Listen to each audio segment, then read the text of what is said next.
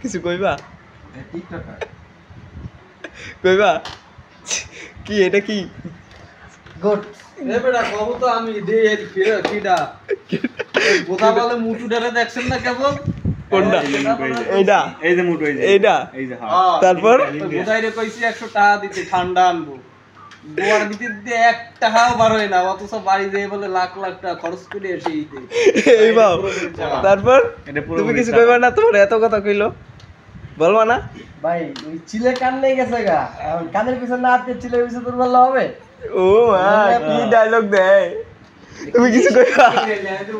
মনে করছে এক পয়েন্ট রোহিঙ্গা রে এরম পেছাল মারতে পারে ঠিক আছে চাপা মারতে পারে যে প্রতি মাসে ইয়ালা এক ক্যামেরা কি কইছিস তুই চিলে কান নিয়ে গেছে ওই আমাদের দিকে একটা প্রবাদ আছে বাংলায় ওই